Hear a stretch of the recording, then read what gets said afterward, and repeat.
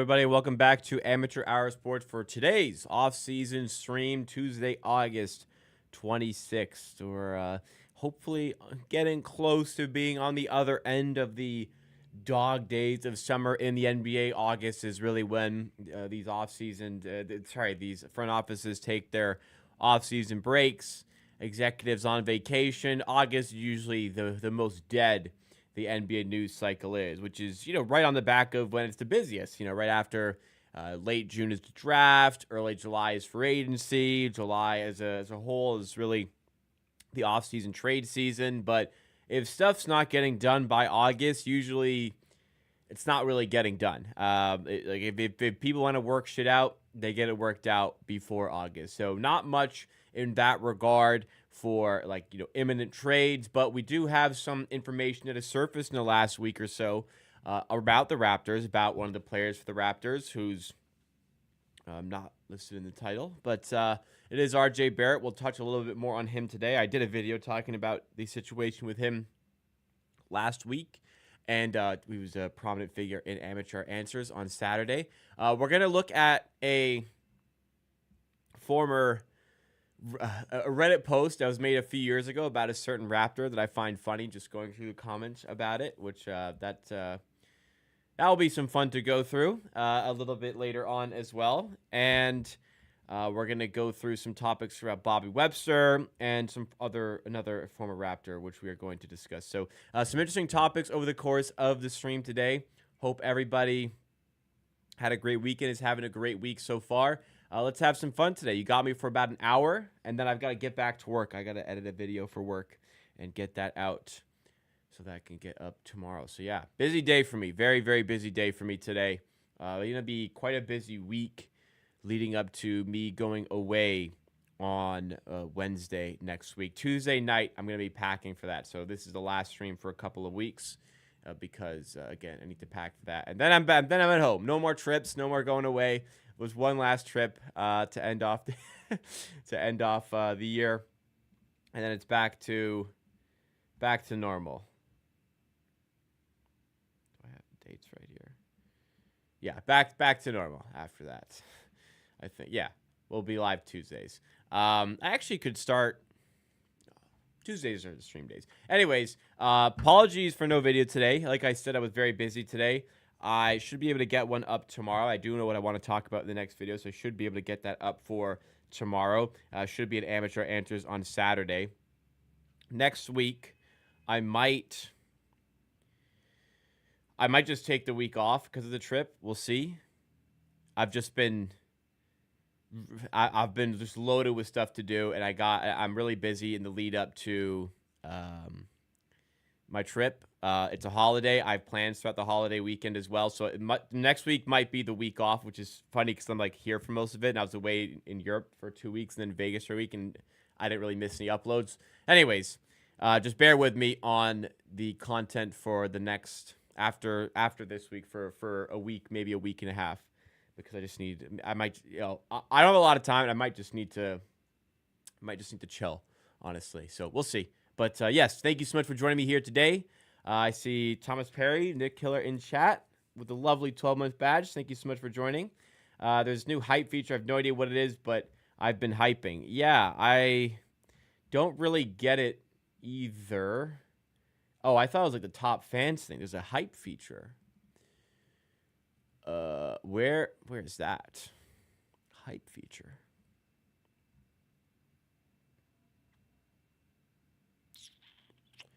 I don't know what that is either. Maybe I could be enlightened to that. JK also joining us here today. Thank you so much. Yeah, good content over the course of the stream today, at least I think so. And then I'm back to work, which is sitting right here and editing a video. And then tomorrow, editing a video for you guys. That's how it goes. Yeah, thank you. Yeah. I think part of it is also just kind of scraping for videos right now. It's just there's not a lot going on. It's tough to just manufacture content sometimes out of thin air. So, all of my ideas I had that like I was waiting to use in times like this. I used while I was on vacation in those videos I made in advance. So anyways, it is what it is. You know me. When the season's on, I'm locked in doing tons of videos, tons of streams. So make sure you guys like this if you enjoy. Subscribe for more content just like it. So we'll start off with that topic, which has been the most prominent as of late. It is in the world of RJ Barrett once again. I got into, during one of the streams, an argument with somebody. I wouldn't say like a nasty one. It was just a disagreement, we'll call it, where I was suggesting the Raptors are trying to trade RJ Barrett. They want to trade him. They want to move him. They want to move on from him. And the supporter of the channel in the chat disagreed and said that all the noise is that there's no indication. There is no noise, I guess. The noise is there is no noise. The Raptors do not have a desire to trade RJ Barrett, which I didn't really agree with. But now there's a lot more concrete evidence, like confirming the desire from the Raptors to trade RJ Barrett. The article I pulled up to help along with this topic here is from Raptors Rapture from Amos Caesar Mina. That was the author of this article here, which brought up the podcast with Jake Fisher, where he had this to say. We've talked about this before. RJ Barrett is certainly a name that I would tell you and Raptors fans to be on the lookout for as a potential trade candidate going out the door. With his roughly $30 million in salary to go out and be a major buyer and see what they can achieve with RJ Barrett's salary. He was someone the Raptors discussed with the Pelicans and Gramegna trade conversation, which did not result in RJ Barrett heading out of Canada. He was not someone the Pelicans had much interest in at the time, but RJ Barrett's representation is fully aware that he is someone who could be discussed in trades moving forward for the Raptors. So there's an understanding from RJ Barrett's camp that he's going to be discussed in trades. And the issue with this situation right now is that as much as RJ Barrett's done pretty well for the Raptors, there's just still not a lot of respect for him as an NBA player. Talented player, no doubt, but the skill set is not one that garners a lot of respect around the NBA. That's not really much of an opinion at this point. That's just pretty much a fact. RJ Barrett is not viewed as a player who is traded for his value as a player. RJ Barrett's value in a trade is because $30 million can match up a salary with a really good player coming the other way in that trade, which is it's a bit of a shame. RJ Barrett has improved with the Raptors, but in the end, the reality is NBA teams don't want to build around somebody who's not a very good three-point shooter and not a good defender. Like, that's just pretty much like what it comes down to. If you're not a really good defender or a very good three-point shooter, you have to be like exceptional in some other category. And as much as RJ Barrett's a talented player, he's just not quite at that level where you can forgive the lack of output from a three-point shooter. Well, I won't call it lack of output, but a lack of spacing provided to the team and a lack of defense provided to the team. So again, the issue is his value. His value is as a salary, not as a player, because the Pelicans said no when they could have had him. Instead, went for expiring salary instead. So, while he's here, he's going to help us. And as I said in all the content I've done about RJ Barrett, the big thing about him in this trade is that I don't want to make a trade for the sake of it. I do think RJ Barrett is a good player, and if other teams don't think he has value as a basketball player, which doesn't seem like they do, what I'm saying is I'm okay. He might have more value playing for us and helping us try to make the playoffs than he does going somewhere else. But we'll kind of have to see how badly, I guess, they want to trade him. If things aren't going well, I don't know. I don't know because I don't know. If the Raptors are bad, do they trade him just to get off the contract? If they're good, do they trade him because they don't want to get better? I don't know which one is more likely. Would it be more likely they trade him if they're bad or if they're good? If they're good, things are going well. You go, well, what's the point of trading him now? You're doing well. If you're doing well, he might be playing well, so you want to keep him. But you could also try and get better and make yourself better equipped for a playoff run, which you may be if you trade RJ Barrett. On the other side, if you're bad, yeah, I guess you probably want to get off the contract and make it be easier to build in the offseason. You know what? I think if they're bad, it's more likely they trade him. I think that makes sense. I think that's logical. Raptors need to keep RJ Barrett because he's Canadian. It's that simple. Well, they don't need to keep him because he's Canadian. I think there might be it might give a slightly higher incentive to keep him if he's Canadian. I would agree with that. But again, the reporting is very clear. And to me, it has been clear for the last couple of months. The Raptors want to trade RJ Barrett. If teams were interested in him, he would have been traded already. He would have gotten traded in February if teams were interested in him. He would have been out the door at the deadline. So I think it's a matter of when, not if, when it comes to RJ Barrett over the next 2 years. I'd be pretty stunned if he was still here this time next year. I wouldn't be shocked if he made it through the season. I'd be pretty stunned if he made it through next offseason as a Raptors player.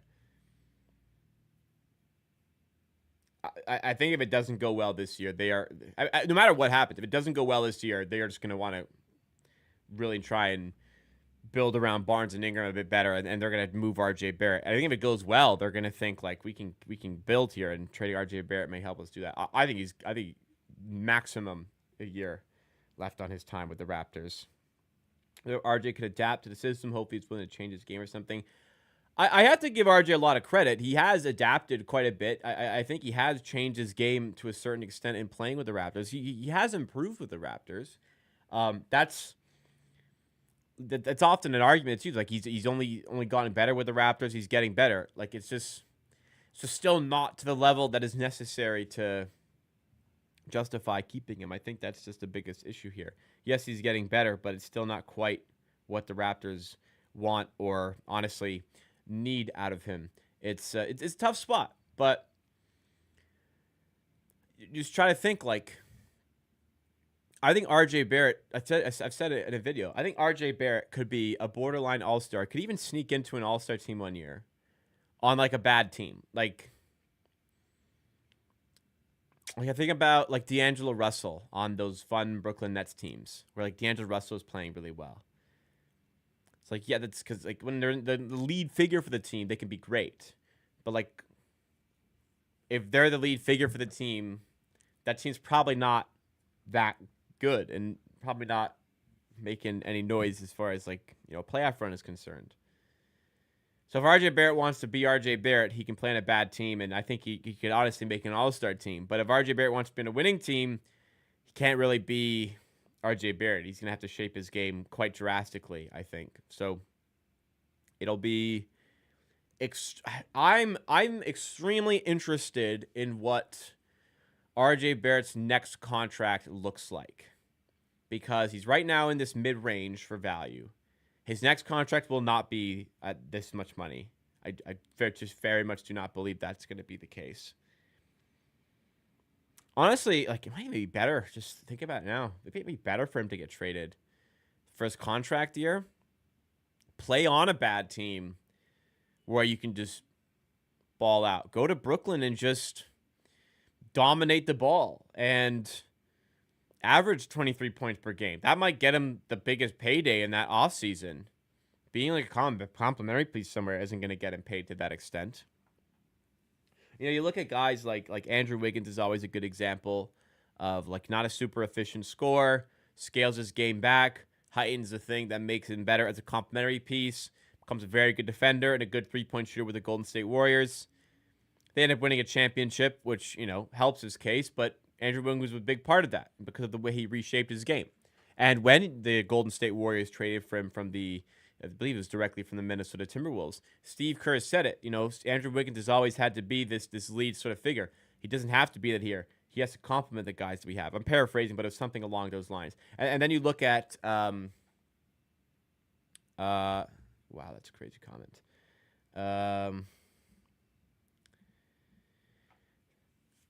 Then you look at guys like Aaron Gordon, who was like much more of a lead figure with the Orlando Magic. Not a well-respected player there in like the NBA sphere. Now, extremely respected player with the Denver Nuggets. He's scaled his game back. He's become much more valuable as a defender. He's not even a good three-point shooter, but he's so much more valuable as a complementary piece because of his defense that he brings. Now, the issue with R.J. Barrett, if you scale him back, he needs to be better at the shooting and the defense, like I said, which unfortunately aren't his strong suits. But I very much trust. I mean, he said it in his postseason press conference. He needs to get better at shooting defense. I'm sure that's what he's working on this offseason. To what extent has it improved? We are going to find out in the next couple of months. But, hey, if it has improved a lot, don't trade him. Keep him because he can be good for the team. Absolutely. What if he is willing to sign a contract with Toronto even if his price decreases? Would he still be unwanted for fit issues? I guess that's something you could explore. Like, how much money is he going to be looking for? I don't know of anybody who is comfortable taking like a pay cut, especially to play in Toronto. I mean, as a hometown player, perhaps he could. But, I'm not going to trust that anyway whatsoever. But I don't imagine R.J. Barrett is super keen on taking a pay cut here from any team. So I don't know what his thoughts are going to be for the 2027 offseason. We're making just under $30 million. Like, what is R.J. Barrett worth? I mean, he's probably still worth 20 plus.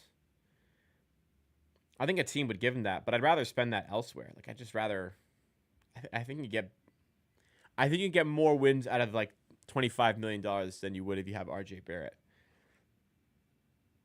Like, I know we're the Raptors, and it's like, hey, cap space is nice and all, but if nobody wants to take that money, it's useless. So it's tough to say, like, can we sign two players and for that much money, and does that make us better?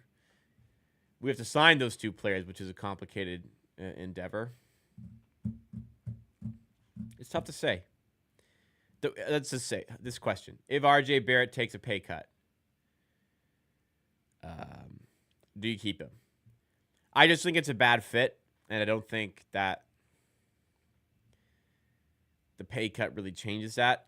I guess at a certain point, it's just like it's too good to turn out. Like if R.J. Barrett took 4 years, $20 million per, it's probably worth it. But he'd have to scale back his role quite a bit and be comfortable with that, which I don't anticipate he's willing to take the pay cut and scale his role back. Like I said, I kind of just brought myself to this conclusion that he might be better off getting traded and be a bigger figure somewhere else. That might actually help him with his next contract. But it's more so the biggest thing about Barrett is that it's a fit issue, but a lot of that issue is self-inflicted, if you understand. It's his play style that makes it tough to fit. Like if you're going to be his play style, you need to be really, really, really good. He isn't. He's a good player, but he's not the level necessary to have that play style. So complicated figure indeed. I like RJ a lot, but the defense is tough. Hopefully he can turn around. We'll see. I mean, he's a good player, a very talented player that's never been in doubt at any point in his NBA career, even with the New York Knicks. But I stand by what I said at the time. The Raptors made that trade to get Emmanuel quickly. R.J. Barrett was the salary and a nice little addition to that trade. But the main goal from that trade was to get Emmanuel quickly. And hey, by the amount of money they paid him, you could tell they really wanted him. Can he bring you back a first-round pick? I don't think so. I don't see any team. I don't see any teams giving out a first-round pick to get RJ Barrett. I think the only way this trade makes sense for the Raptors is if his salary is just used like as just balances out the salary to the other side to get back like a really good player. I think like you stack RJ Barrett's salary with somebody else. I think that's his value in a trade. It's not a team. If we want RJ Barrett, we'll give you a first-round pick from him. It's just purely his value of a trade is his salary to match a bigger salary coming back the other way.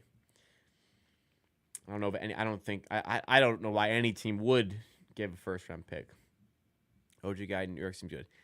Yeah, I did say it in the amateur answers, but man, like, probably want that one back, don't we? Like, Quickly's good and Barrett's good, but man, and as far as being a winning team, OG Anunoby's probably more valuable. Honestly, probably would have been better to give OG Anunoby like $40 million. Probably would have been, unfortunately, but You spend all your time, like, as soon as if you trade a guy like OG, you just spend all your time trying to get a player like him back. And what does this turned into? I mean, what does it turn into for the Raptors? OG Anunoby is still extraordinarily valuable as a winning piece. RJ Barrett's only value is the amount of money he makes, as we've learned. And Emmanuel Quickley is depicted as a negative asset in the NBA sphere right now. Now, I wouldn't go to that degree with Quickley, but he's being viewed as a negative asset around the NBA. It's factual. That's how he's viewed. They think he's overpaid. They don't think he's good enough for $32.5 million.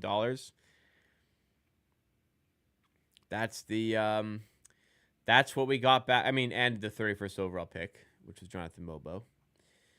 That's what we got for OG Anunoby, who's extremely valuable in the NBA universe. I wouldn't say we got finessed, but and this is obviously with the lens of hindsight. But looking back on that, knowing the Raptors wanted to turn their rebuild around so quickly, they probably should have just kept him, to be honest. Team Canada, RJ is different. We need that. I mean, it's just like the rules are different, and the talent levels are different in FIBA play. I think that plays into it. But he's a good player, as we know, he's a good player. He's a talented player. And maybe with Team Canada, there's more spacing around, and that helps as well. I always hope for the Mavericks would trade Cooper Flag and a first for RJ Barrett. I guess there's bad trades always out there happening, but I don't think RJ Barrett's a guy that teams are going to be chasing. Flynn would have scored 50 on us. Malachi Flynn is the strangest player to score 50 points a game. Let me look at a list. Let's see if ChatGPT give me a list of every NBA player to score 50 points in a game.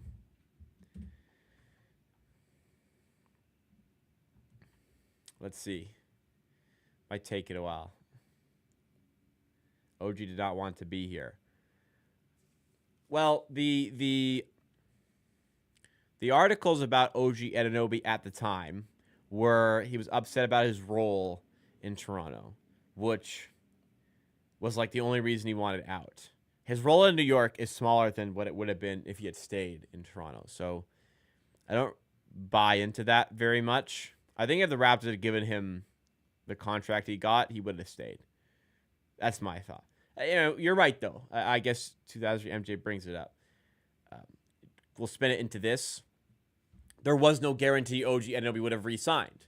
So if we had kept OG and he left for free, I would be here right now yelling about, oh my God, a player as good as OG Anunoby walked for fucking nothing. Why don't we just get something from him before the trade deadline? So I guess you got to think about that side of it as well. I don't think the front office wanted to give OG that kind of money, especially because the team sucked for making the OG trade and the Siakam trade. I mean, they didn't want to give him that kind of money, but then they gave fucking humongous contract to Emmanuel Quickley. I don't think like a huge overpay, but probably a little bit of an overpay. I don't know. Thought they should have been comfortable giving OG that kind of money. I remember people thought I was insane. Like, people thought I was like legitimately insane for saying, like, OG is going to make way more money than you think. He's going to be pushing 35. Like, 30 is the absolute floor for OG. People thought I was insane.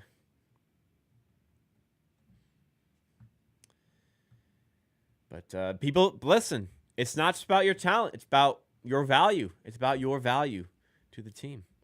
All right, I have a list of what ChatGPT said. I can't list all 166 plus names. Like, no, list every name, dude. List every name. Take your time. We have time. Quickly overpay like 23 minutes. I don't think Quickly is that. I think Quickly. I think we'd be looking at him very differently if he made 29. I think 29 was fair. That's what I think would have been worth it. And like I said, I don't think it's that big of an overpay. I think it's a bit overblown. But again, the perception is he's overpaid. Nafaviata, thank you for joining. One of our 2-year members. I'd rather RJ running with a second if Darko is going to run these 4+1 lineups. Still, I get Sky versatility, but RJ's rim pressure would match great with the shooting off the bench. I agree, but I also don't love, like, he's making those close to $30 million, and, that's, like, his role. His role is making the bench guys better. But I do kind of agree there. Honestly, RJ at point guard RJ last season was pretty good, actually. Like, in some certain games, his playmaking kind of stepped up. He was putting pressure on the rim. Like you said, there's just shooting off the bench. Like, especially if Mamu Kalashvili with that. Like, if you can roll out a lineup, well, now granted, if you roll out this lineup, you're gonna lose because you'll score a lot. You'll allow way more. But if you had like RJ, Walter, Grady Dick, Mamu Kalashvili, and then like Abaji, their net rating would be probably in the negative because they'd give up so many points. But yeah, they'd probably score a lot too. So like you need the shooting plus the defense in there. And RJ's a bad defender. You know what? On offense, I like it. On defense, that's probably why Barnes is with those guys so much, because he can kind of do a lot of jobs. I don't know. It's tough. That's why you don't do 4+1 lineups, I guess. I used to hate Flynn so much. Don't remind me of this. I wouldn't say I hate anybody, but I was not a fan of Malachi Flynn as a basketball player. I always thought after his rookie season. No, it took me a year. It took me 1.2 seasons to realize Malachi Flynn was just bad at basketball. First season was kind of, okay, rookie. He ended the season well. Rookie of the month in April. He's getting better. Then the next season came. He's like, all right, Kyle Lowry's gone. It's Fred VanVleet, point guard. Malachi Flynn backup. This is his time to step up. It was like, wow, Malachi Flynn kind of sucks. And then Delano Banta's getting all the play time. And then every time Malachi Flynn came in, it's like, he's getting opportunities, and he sucks in all of those opportunities. And then it was this constant back and forth between people. Me thinking, no, this guy actually sucks. And people was like, well, he doesn't play. Well, he doesn't play because he kind of sucks. And then he's out of the league. So, yeah. Okay, I honestly regret doing this because I asked for every NBA player's ever scored 50-plus points in an NBA game, and then I made ChatGPT write the list out for me. And there's way too many names for me to go through. But don't tell me they didn't even Malachi Flynn. They didn't even put Malachi Flynn in the list, man. Fucking AIs. You forgot the greatest Raptor of all time, Malachi Flynn.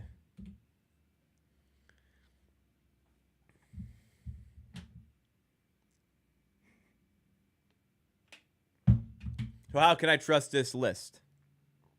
CJ McCollum. Has CJ McCollum had a 50-point game? Searching for Malachi Flynn's 50-point game. Come on. Nice catch. You're right. Malachi Flynn scored 50 points. I know that. When did CJ McCollum score 50 points? I don't remember that game. In the playoffs. That'd be crazy.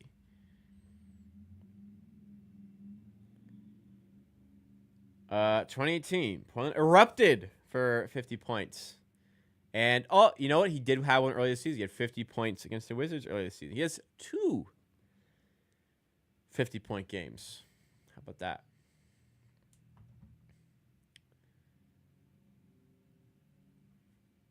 Good for him. I hate him. What he did to the CBA. And for salaries and everything. But, hey.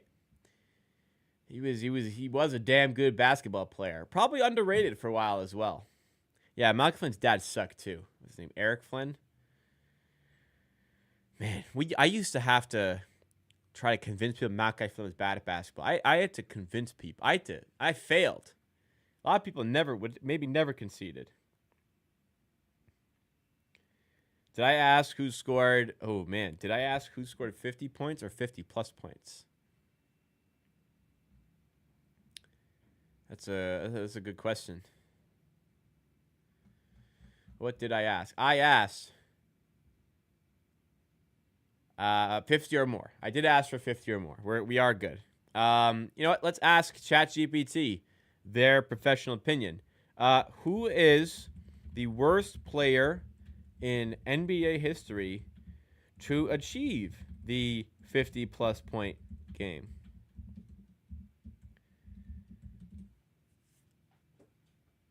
Worst is tricky here. Every guy who ever got 50-plus NBA is obviously a really good player compared to normal humans. We frame it as least accomplished career or most surprising to ever score 50 points in a game. All right, let's see. Malachi Flynn not on the list. Let's see. We got Tony Delk. Career average, 9.1 points per game. Never an all-star, mostly a role player, backup guard. That is better than Malachi Flynn. Willie Burton. Average 10.3 points per game. These are all better than Malachi Flynn. All 5 of these guys are better than Malachi Flynn. No.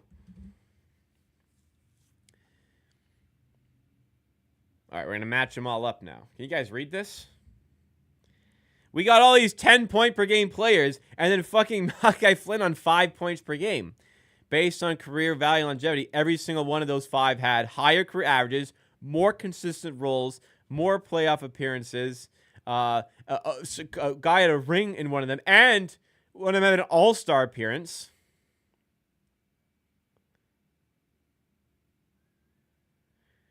Want me to build you a ranked worst to best 50 put? Yeah. Yes. Let's rank them. The true outliers. Least accomplished careers. I mean, anyways, whatever. It's Malachi. Malachi Flynn, I do believe played. I did look it up recently. He in Serbia, Turkey. He's playing for Başakşehir, I think. Let's see, pronounce it. Koleji.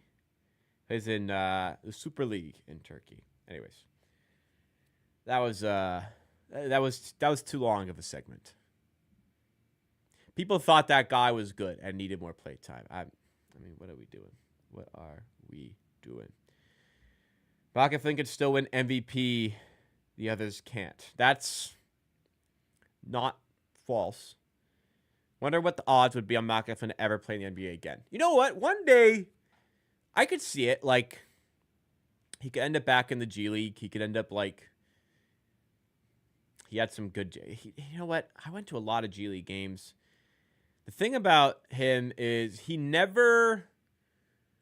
Like I watched Delano Banton. Delano Banton was too good for the G League. Clearly. That was not his level. Too good. Malachi Flynn was never too good for the G League. And that was always a red flag, I think. Did it say his 50-point outburst in a lost Pistons season? I didn't read that part, but that is funny.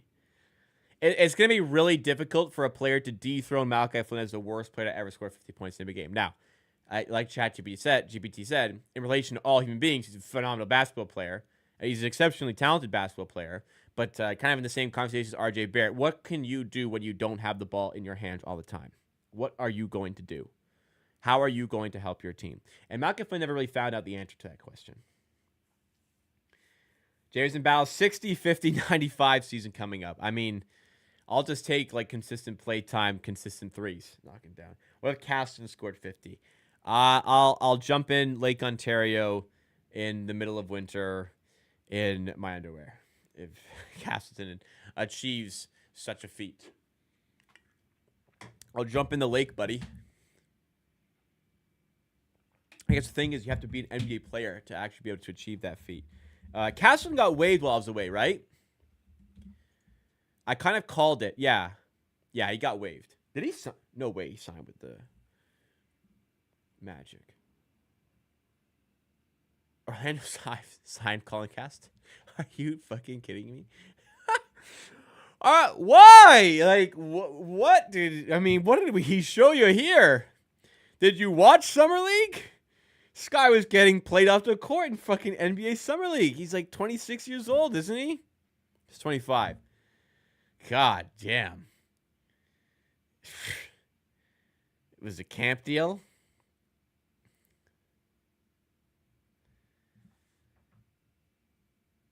Geez. Maybe a camp deal or something, but man. You don't see the unit making the play-in. I think it is a play-in caliber team. The East, I don't think there are 10 teams comfortably better than the Raptors. This should be a team in the play-in mix. The Magic signed both Orlando Robinson and Colin Ozzy. Didn't think they'd be taking our sloppy seconds. I mean, man, these guys stink. Like, you think Colin Castleton's bad? We cut Orlando Robinson to get a better look at Colin Castleton. That is the state of this. Are Orlando that down bad, man? I agree. Have him.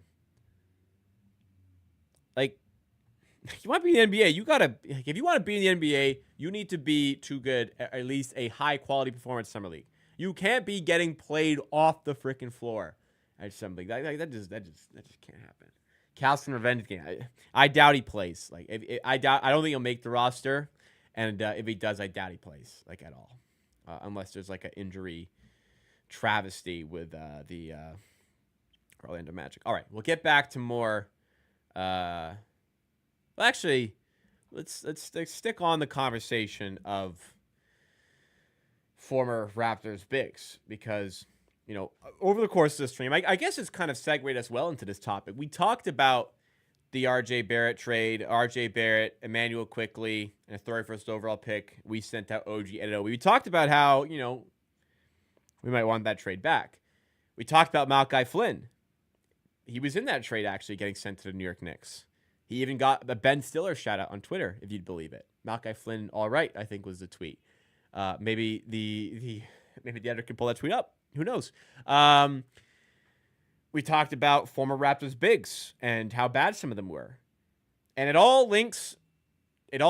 comes to this. It all links to this. This is the central piece of everything we've talked about. Former Raptors bigs. In the trade with OG Anunoby. Not very good. And in fact, actually links to, we're actually going to talk a bit about Goran Dragic a little bit later on in this stream. And he links to that because he was in the Goran Dragic trade, in the sign trade of Kyle Lowry. Everything points to this man.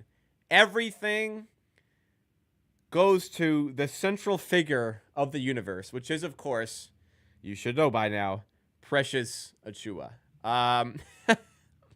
It's funny. Literally everything we've talked about is a segue to Achiuwa. And everything we will talk about in the stream is in relation to Precious Achiuwa. And the reason we talk about Precious Achiuwa right now is because Precious Achiuwa is still unemployed. He's still without a job. He's still without a team in the NBA. Just realized that after seeing this article from Raptors Rapture written by Amos Caesar Mina. Ex-Raptors young asset is still without an NBA job as new season approaches. Now, it's not super uncommon for players to be holding out trying to find a bigger paycheck, but in the case of Precious Achiuwa, it seems like this is just a player who is unable to find even just the smallest of NBA contracts to stay in the league right now, because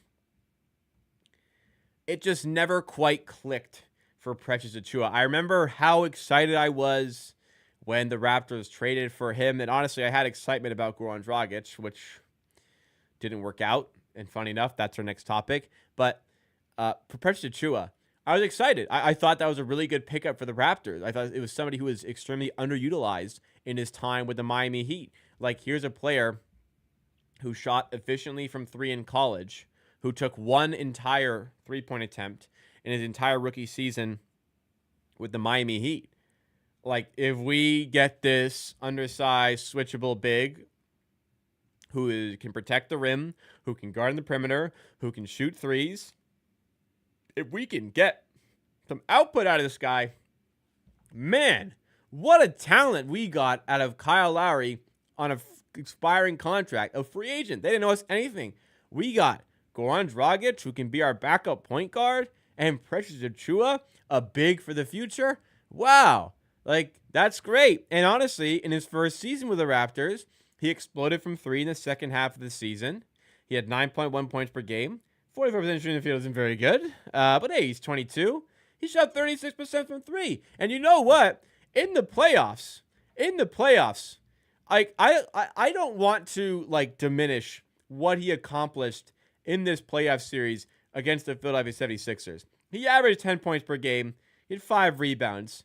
He shot 48% from the field, 31% from 3. Like, nothing like super eye-popping. But if you remember that playoff series against the Philadelphia 76ers, this guy was guarding Joel Embiid on a consistent basis and doing quite well in that matchup.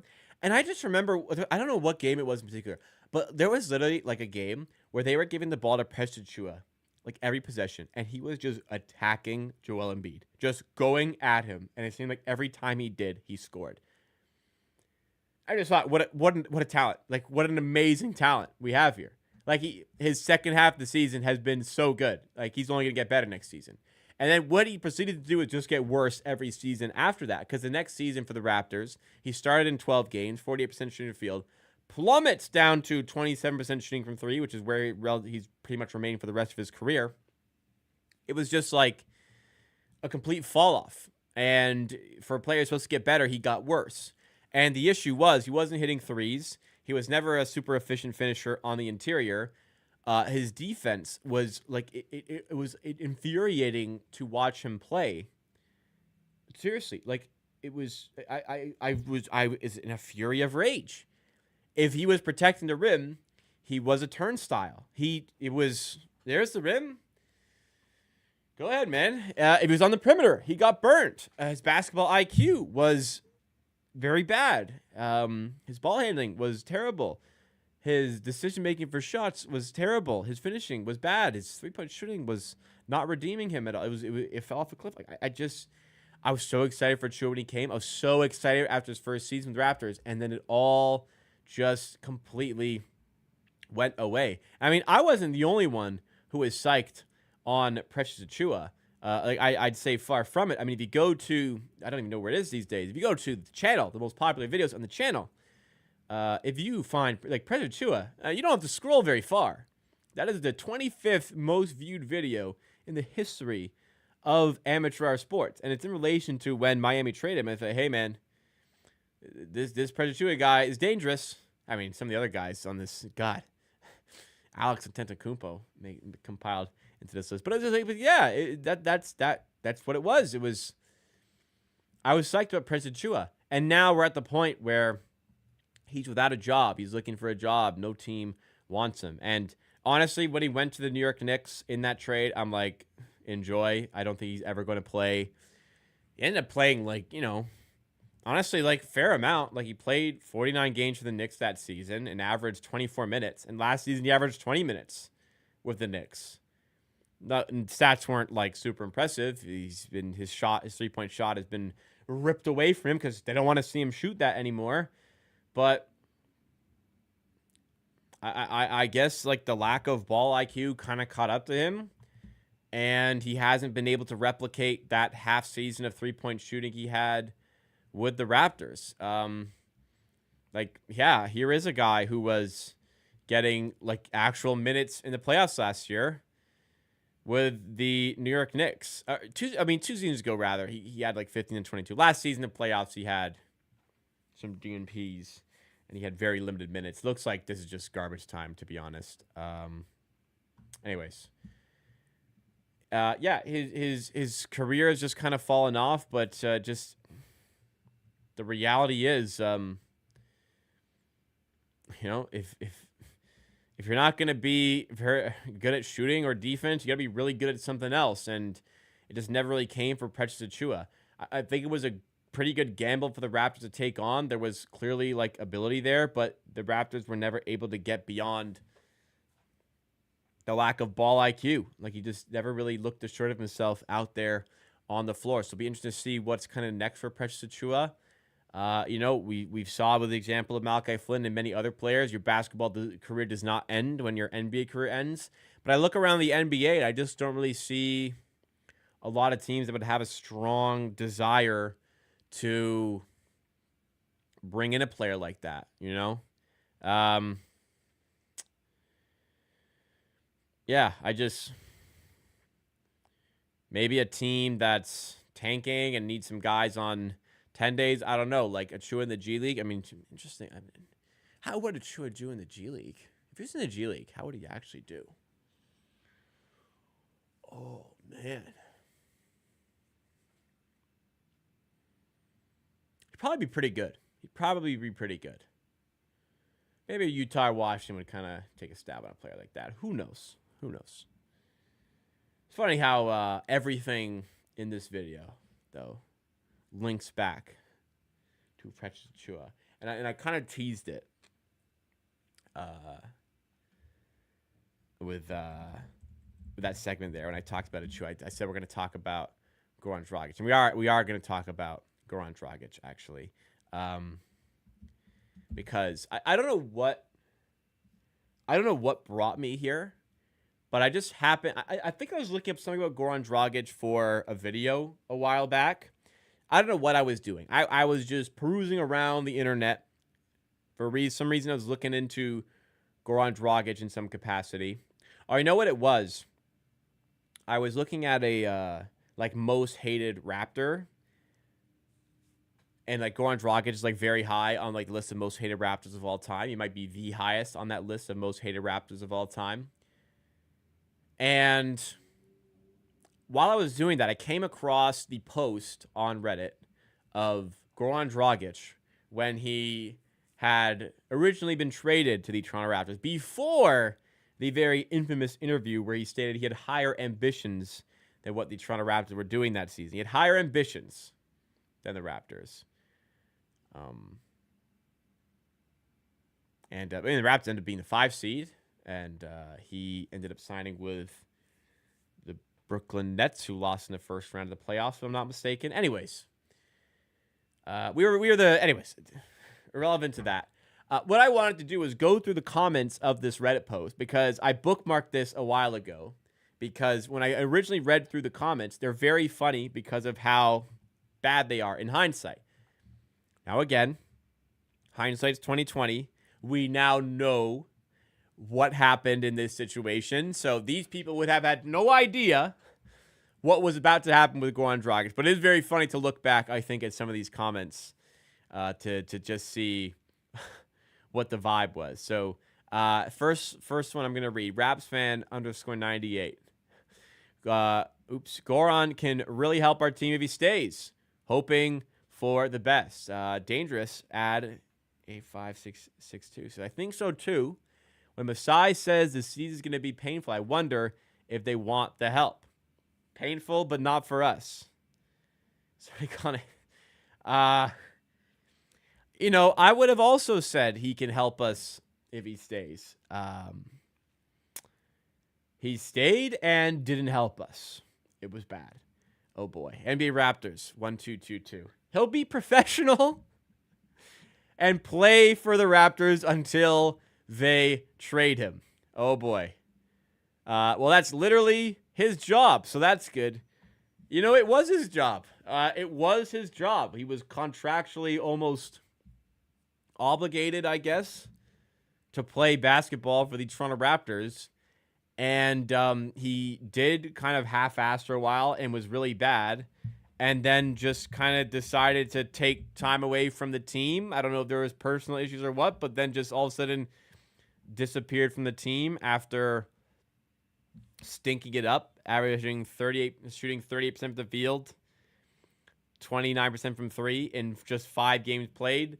I wouldn't call that a high degree of professionalism displayed from Goran Dragic. No, I do not.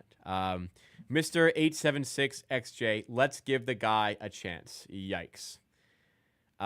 This don't matter who it is, as long as they play for your team, at least give them a chance. As long as he shows up and plays, I have no hard feelings. It's completely understandable why he doesn't want to be here, especially when we are rebuilding. And we finished 5th. If I'm not mixing up my years, we finished 5th in the East that season. I don't think I'm mixing up my years.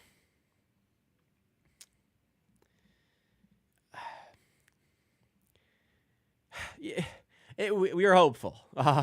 You know what? We gave him a chance for 5 games, and we both said fuck it, not happening. Attain Wealth Swiftly says he'll probably be one of the better point guards on the team. Well, he's the best pure point guard on the team, and that's ridiculous. Fred VanVleet. I actually think that was actually probably Fred VanVleet's All-Star season. So I had the jersey on the wall. I took it out before the stream. Anyways, I don't know about that. I don't know about that. And I mean, one of the better point guard team. What does that even mean? Like a team that had like Malachi Flynn, Fred VanVleet. Like, I guess it wasn't that difficult to be one of the better ones and be better than Malachi Flynn. And honestly, as bad as that stat line was, he was probably better than Malachi Flynn if he had stayed. I do like this. Gate Sleeper. I can guarantee you this. Of the 3 point guards we'll have this season, Goran Dragic will definitely be one of them. He didn't get traded for season. He was one of them. He played 5 games. Oh, yeah. Aquaman. That kills the buyout talk. Guess we're going to see how he looks and move from there.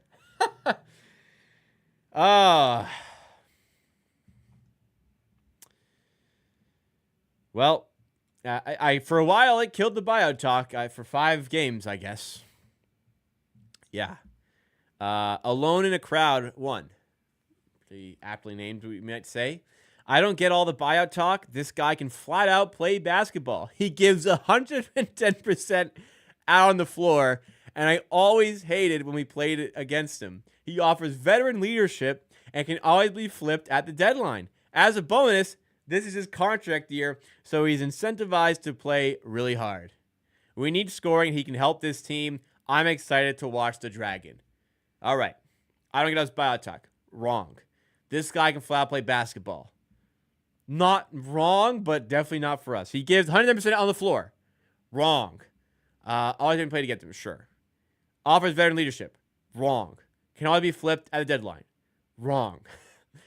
Contract year, so incentivized to play hard. Wrong. Like, there's so much that ended up being completely false about that statement there. Really buried himself with his comments. Am I the only one looking forward to watching him play? He's an agitator. He's an agitator, all right. And those guys be entertaining. Plus, you give him many things, but the guy is a pro. I'm sure the youngsters will learn from him. Always need vets on young teams. Oh my God. It just went so horribly wrong. He's a pro. I just love the big, and I'm guilty of it as well. You can find some videos of me saying shit just as bad as this, but like, he's a true professional to the game. While he's here, he's going to give it his all. He's going to give it 110%, try and get a trade somewhere else. But while he's here, he's going to play hard. And then none of that happened. Like, absolutely none of that happened. And then since we talked about Malachi Flynn, we'll end on this one here. I'm not going to lie. This worries me quite a lot about Flynn's minutes. Would have liked to see him get the majority of backup point guard minutes for the secondary ball handler in Scotty if he needs a pressure relief. Oh. Granted, this is the year after Malachi Flynn's rookie season, where Malachi Flynn won East Round Rookie of the Month in the month of April. It was like, hey, Malachi Flynn's end of the year really great in Tampa. Can you bring this into the next season? And it was just, yes. I probably thought the same thing. And then Flynn ended up being terrible. And then Goran Dragic was an absolute categorical disaster. Absolute disaster, Goran Dragic. Like, just, it's easy to look and laugh. I'm not trying to make fun of any of these people. In hindsight, obviously, we know what happened, and I probably agreed with a lot of this and probably said a lot of this in my videos. But looking back, wow, it is pretty remarkable how poorly the relationship with Goran Dragic went. I don't know. I don't know what will top that. I don't know what could top that, if anything. Like, what would be... Like, I think Scotty Barnes would have to just completely fall off a cliff for this, for, like, That would be like the equivalent of this. Where like we look at like my old takes or other people's old takes of like how high people were on Scotty Barnes. I guess it could go the other way where Barnes could be like amazing and be like all NBA at one point. And then we could look back at all the comments of people who thought he was like horrible for the team and how bad he was. But man, it'd be tough to find a more. It would be tough to find a comment section as wrong as that about something to do with the Raptors. That's, I think, how I'll frame it. Even like Scotty Barnes, like I don't, because everyone, that was a consensus. He's a pro. He'll give 110% until he gets traded. There was like hardly any disagreement with that. Whereas like there is a lot of back and forth on the Barnes one. Oh, you know what? Yeah, Kyle Lowry. That's the right answer.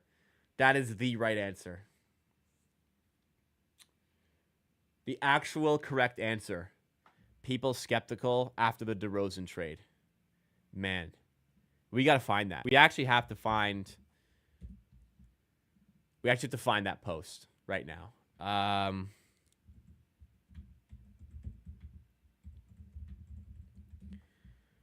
Oh boy, this is going to be good.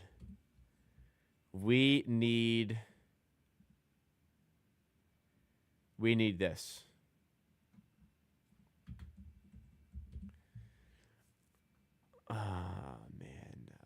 We need this. Okay. Top.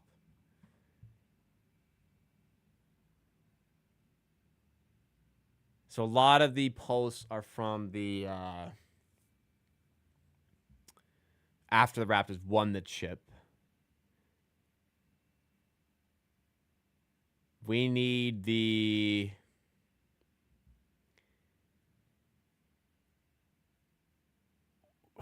trade, when the trade broke. Let's see if we can find traded. Top. We'll look at top all time.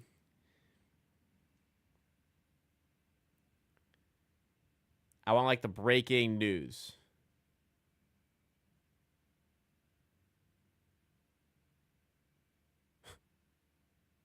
I fucking hate. One of the things I hate the most about Reddit is opposition fan coming in peace. Your guy you traded to us is killing it. Just wanted to let you guys know. Shut up, man. Keep to your own goddamn subreddit. Or like, come in, just fucking say this guy's playing well for us. How have I not seen this yet? Unless it was like incredibly downvoted. There's probably a better way of finding this. Traded to Spurs. So I'm doing this on the fly, but I after I saw that, I really want to find this comment section now.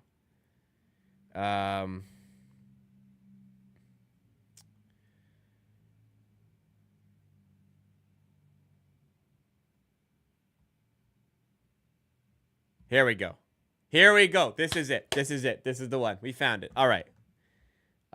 In keeping with the theme,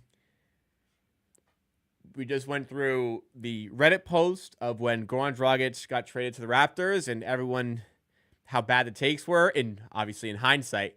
Now, let's see what the comments were like when the story broke that the Toronto Raptors had traded DeMar DeRozan, Jakob Poeltl, along with the 2019 first-round pick, to the Spurs for Kawhi Leonard and Danny Green. With obviously hindsight in mind, that trade worked out very well for the Raptors, as we know. Let's see what the comments were like. Now, for me in particular, the channel didn't exist at the time, so there's no way to document this or prove this. When the trade happened, I was on board. I was sick of the same story every year. The Raptors underwhelmed because their best player, DeMar DeRozan, wasn't good enough to be the lead figure in the playoffs. Wasn't built for playoff basketball. So after, so much of the same shit every year, I was ready to take a stab, take a chance, swing for the fences, take a heave on a Kawhi Leonard. And it worked out. So it worked out for my opinion, but no way of proving that. So let's talk about what other people had to say. Okay, so the first one's actually quite decently supportive. Of all trades possible, this could have been a lot worse. God bless you, DeMar. You deserve every warm greeting next time he comes to Toronto. Okay. People were excited. Can you imagine the defense of this lineup?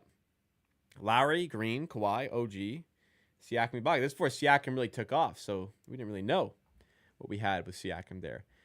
They split two of the best bromances in the NBA. They actually did because of you had Pirtle, Siakam, and then you also had Lowry DeRozan. That was kind of tough. We kept OG and Pascal. Fuck yes. Important that we did. Only for us to trade them for not what they're worth a few years later. But we did keep them. Bromance, in my opinion, but on this but this is a really good deal. Wow. I am shocked to see that the wide opinion on Reddit seems to be this was a good trade. Sad day for splitting the bromances, blah, blah, blah. Spurs fan here, coming in peace. Really devastated about Danny. Take care of him, please. Also, those fucking comments piss me off too. Spurs fan coming in peace.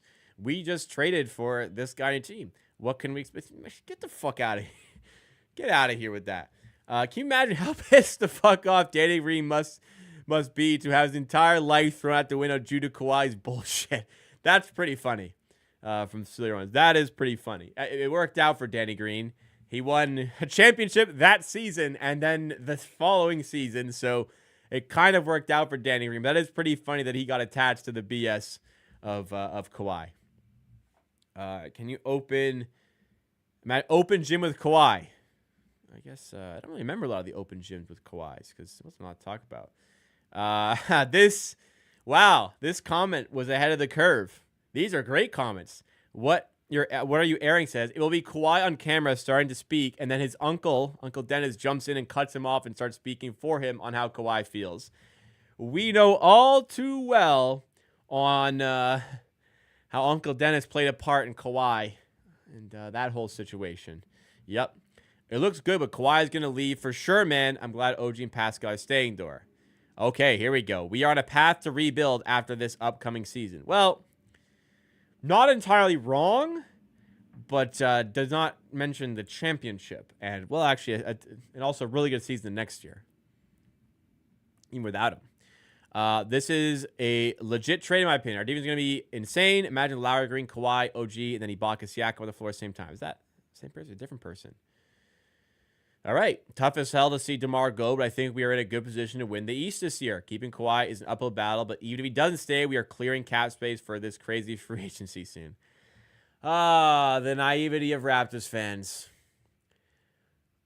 All that cap space we can use just for nobody to want to take it. Yeah. Isn't all bad. We kept OG and Pascal. Yes. Biggest trade in Raptors history. We just landed top at playing the league while keeping our young prospects. I did not like the idea of trading for Leonard, but it has to be said that this deal could have been gone way, way worse. Wow. So of the comments that we've read here, to my shock, it is positive. There wasn't one negative piece. There's one kind of negative one. But it was also kind of true. It's yes, Kawhi will leave. I'm a bit scared about that. Kyle Lowry in the chat says a fan page for legal purposes. I'm surprised. I was very skeptical. I forgot that Yak was in that trade only for us to reacquire him a few years later. Yes. It's funny. Of the comment section, people were pumped to keep OG and Pascal, which rightfully so because they were fantastic, just for us to trade them while not maximizing their value, and then trading back to get Jakob Poeltl back in probably what was a bit of an overpay of a trade and very poorly timed. It's funny. We did win a championship, but other than the championship, everything kind of went wrong about that whole situation down the line. So, interesting. people were pretty pumped in the subreddit about that. You know what? You know what that kind of showcases to me? I think the biggest thing that showcased to me is just how fucking pissed off people were about DeMar DeRozan and the Raptors the previous season. Like that playoffs. I mean that's 2018 sweep by the Cavaliers. People were so upset about that trade that they were supporting giving away like the greatest player at the time in franchise history. It has to be said that was the greatest Raptor of all time at the time, DeMar DeRozan. People were so fed up with his bullshit in the playoffs that they were willing to trade the greatest Raptor of all time for a rental in Kawhi Leonard, who was a big injury risk going into the season. That was the state of the fan base. The state of the fan base was ready to accept that trade. And when you win it, as Brian Windhorst of ESPN always says, if you win a championship, you never have to say sorry. And as much as things have spiraled out of control for the Raptors since that championship, they won that championship. They got what every team is striving for. A lot of teams have never won a championship. A lot of teams have never even played in the NBA Finals. The Raptors did that shit, and they won. So as much as we're in some dark times right now, it's always important to remember what this great city and what this great team did achieve. Nick Killer in chat says, I was sad to see DeRozan go, but instantly realized this could have chip potential. My friend group disagreed. You know, my friend group isn't, like, huge on basketball. I mean, what were they like? I was going into first year of university. I think the general opinion was, like, we could seriously win a championship this season. We probably won't because Golden State exists, but like we could maybe get to we could win the East. I mean, going to the finals, I was like, Warriors in 6, even without Kevin Durant. I mean, the stars aligned, everything went in for us. Yeah, it's a shame. It's a shame how it all petered out, but we did get that championship. One of the best days of my life, and maybe one of the best days of yours as well. I will never forget. I mean, I think it was like, I think it was reasonable to be fearful of the trade, but also was just like, okay, do you really want to run it back again with DeRozan? Do you really want to do this again? Like, we've seen this movie how many times, and we're expecting a different ending now.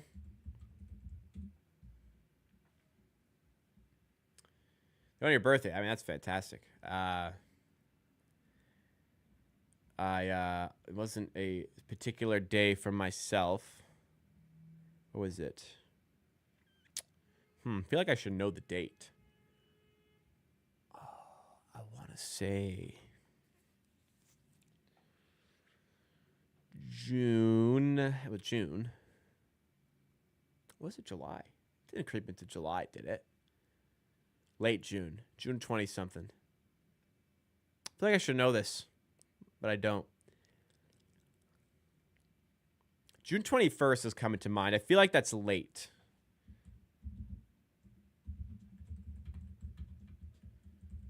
Let me see. June 13th. Damn, a bit earlier than I thought. But hey, I remember the day. Driving the streets with my Raptors jersey out the sunroof, out the window. Big crowd of Raptors fans. I wasn't in Toronto at the time, but man, everyone around the GTA was celebrating. Christian says, how much do you think Quickly will realistically be off the ball this year? I don't know. I don't really know how to answer that. Like I don't really know how to quantify that. Like, I can't really quantify that. I think he'll be on the ball a fair amount. He is the point guard after all.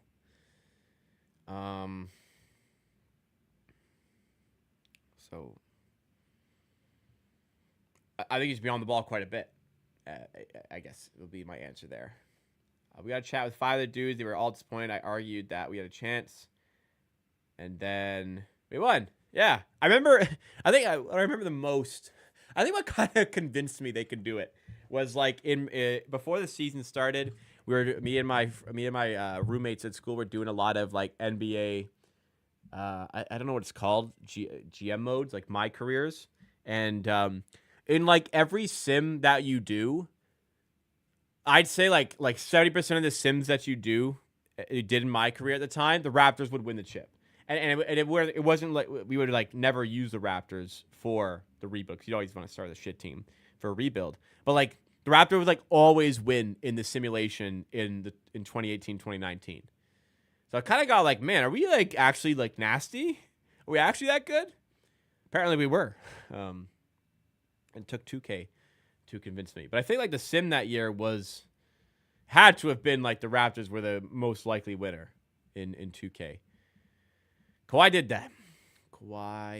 All right, guys. That is going to do it. It's 8:41, and I have a lot of work to do still. That will do it for the show today. Thank you so much, everybody, for tuning in. I appreciate y'all. Hope you all have a good rest of your week. I should have a video coming out tomorrow. I should have an amateur answers coming out on Saturday. Next week, I might take a week off. We'll see. Definitely not going to be a stream. I'm just thinking about my schedule for this week. I just don't even know when I would record a video that would come out next week. So I'm going to assume no video dropping next week. It'll just be a week off, recharge. You recharge as well. And then I'll be back checking on you in a couple Tuesdays, 2 weeks from now on another live stream. Thank you, everybody. Appreciate you. Enjoy your Labor Day long weekend.